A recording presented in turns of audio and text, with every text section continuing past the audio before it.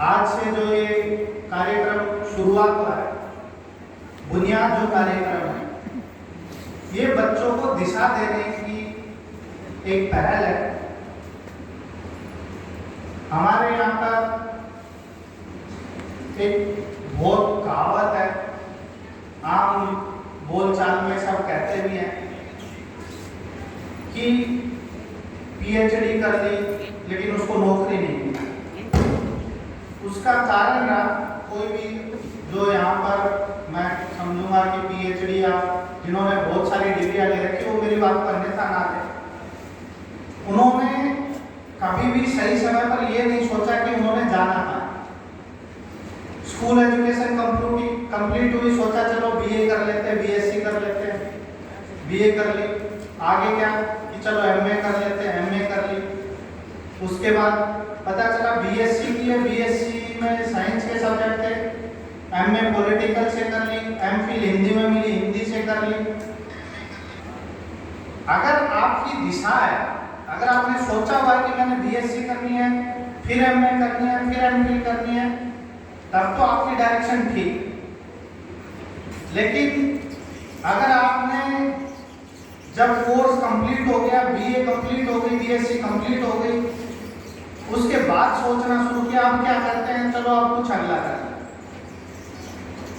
हमारे में western education में, मैं वेस्टर्न एजुकेशन का बहुत बड़ा वो नहीं हूँ, लेकिन शिक्षा क्या है, एजुकेशन का बेसिस दो है।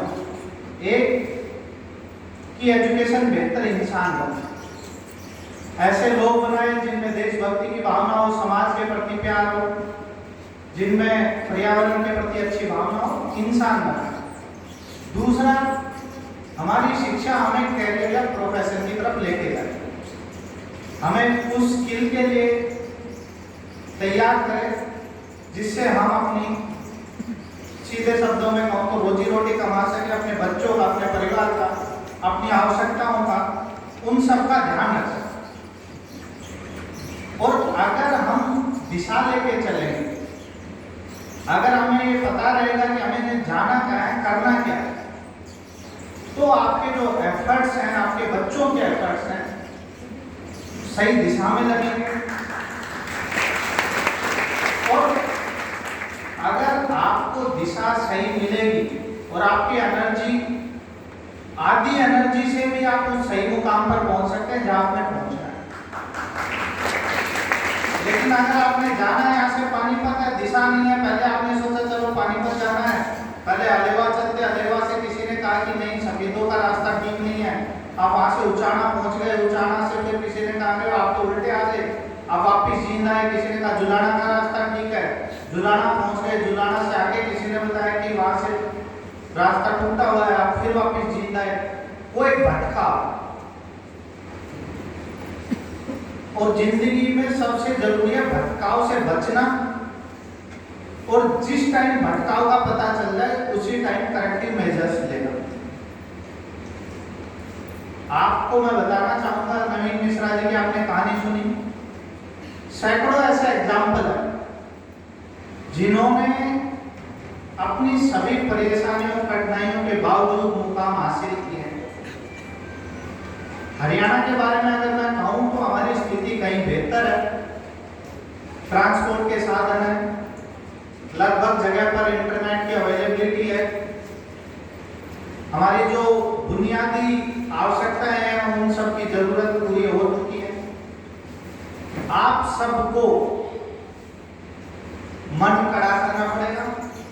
और जो एक चीज अगर कोई मुझे कहे कि सक्सेस होने के लिए एक चीज जो सबसे जरूरी है वो क्या है, तो मैं कहूंगा कि परिश्रम, हार्ड वर्क। उसको अगर थोड़ा सा बेटर कर ले, उसमें हार्ड वर्क के साथ अगर दिशा भी जोड़ दे तो उसको कहेंगे स्मार्ट वर्क। उसके अलावा कोई विकल्प नहीं, मेहनत के अलावा कोई सफलता का शॉर्टकट नहीं है। जो भी शॉर्टकट है वो टेम्परेरी है और वो स्थायी नहीं है। आज आप ये सोचो कि मेरे बच्चे का बुनियाद प्रोग्राम में सिलेक्शन हो गया, इसी से नौकरी मिल जाएगी, ये सत्य नहीं। आपको आपके बच्चे को मेहनत करनी पड़ेगी, उनके साथ लगना पड़ेगा 2, 3, 4 साल तक। उनके साथ एक बच्चे को सबक भी देना पड़ता है, बच्चे को कभी मोटिवेट भी करना पड़ता है, कभी बच्चे को डायरेक्शन भी देनी पड़ती है। पेरेंट्स का बहुत बड़ा रोल। आप हमारे यहाँ जनरली बातचीत होती है कि प्राइवेट स्कूल के बच्चे ज़्यादा बेहतर कर पाते हैं। मेरा जो मानना है वो प्राइवेट स्कूल के बच्चे इसलिए कर पाते हैं कि उनके पेरेंट्स भी सजग रहते हैं। लेकिन अब सरकार ने सरकारी विद्यालयों को भी इस मुहिम में जोड़ा है। आप सब ने अपने बच्चों के लिए सजग रहना है, उनको डायरेक्शन देनी है, मेहनत के लिए उनको मोटिवेट करता है। सफलता का कोई शॉर्टकट नहीं है, कठिनाइयां आएंगी, बाधाएं आएंगी। हमने खुद ने दिवाली होली अपने हॉस्टल में बाहर विद्यालय में मनाए हैं, इसलिए कि ये सब दिन आज का दिन देखने को मिले। और ये दिन तभी देखने को मिल सकता है जब आपने अपने कैरियर के अंदर अपने जो विद्यालय का टाइम है, जो आपका कंपटीशन का टाइम है, तब आपने अपने समय को अच्छे से सदुपयोग किया है। अगर आप ये चाहेंगे कि आप सारे त्योहार भी मनाएं, सारी शादियां भी अटेंड करें, सारे बर्थडे पार्टी भी अटेंड करें, मुश्किल हो जाता है, क्योंकि समय निर्धारित। हर व्यक्ति के पास 24 घंटे 365 दिन। उस 365 दिनों 24 घंटे का जो सदुपयोग कर गया वो कर गया। आपने 11वीं 12वीं 9वीं 10वीं में अगर मेहनत कर ली तो कर ली। उसके बाद अगर आप सोचो बीएससी में जाके मैं अपना जो 9वीं 10वीं का है उसको इम्प्रूव करके वापिस नहीं जा सकता। समय आपके सामने है, सरकार ने आपको ट्रांसपोर्ट की फैसिलिटी दी है।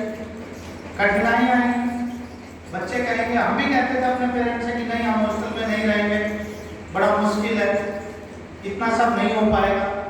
लेकिन पेरेंट्स ने भरोसा दिया, सबक दिया। कठिनाइयों के बगैर आप ये सोचो कि घर बैठे बैठे आपको नौकरी मिल जाएगी, बहुत मुश्किल है। सफलता मिल जाएगी, आप अच्छे कॉलेज चले जाएंगे, बहुत मुश्किल है। कुछ लोग एकांत रहते हैं, अदरवाइज सब ने बड़ी मेहनत से, बड़े परिश्रम से अपने मुकाम को पाया है। और मैं अपनी बात ये भी कहना चाहूँगा कि नौकरियों की कोई कमी नहीं है, अच्छी पोजीशंस की कोई कमी नहीं है, एजुकेशन में, आईआईटी में, एम्स में सीटों की कोई कमी नहीं है। कमी है तो आपके जज्बात और मेहनत। कोई भी चीज आपको प्लेट में रखकर नहीं दी जाती। अगर मैं अपने हरियाणवी भाषा में कहूँ, जो हमारे स्पोर्ट्स में आज के दिन कर रहे हैं, सब मुक्केबाजी आपने देखा होगा, कुश्ती में देखा होगा, तो हर चीज छीन कर लेनी पड़ती है। आप में, आपके बच्चे में ये वादा होना चाहिए, ये हिम्मत होनी चाहिए, क्योंकि कॉम्पिटेटिव एग्जाम में सिंपल बात यह है कि 10 फल रखे हुए हैं और लेने वाले 1000 लोग। जो 10 मेहनत करके अपने मुकाम से, अपने उससे उनको ले जाएंगे वो ले जाएंगे। बाकी 990 में से जो अगली बार तैयारी करेंगे, हो सकता है उनका नंबर आ जाए। लेकिन जो पीछे बैठ के ये समझते हैं कि कोई आके हमारे सामने प्लेट में फल रख के जाएगा, वो ये उम्मीद ना पाले कि उनको कहीं से सक्सेस मिल जाए। सफलता उन्हीं की है जो उसको लेके जाते हैं, उसके लिए पसीना बहाते हैं, दिन रात एक करते हैं और अपना समय का सदुपयोग करते हैं। कठिनाइयां सबको आती है, बिना कठिनाई किसी को कम हो सकती, किसी को ज्यादा हो सकती है।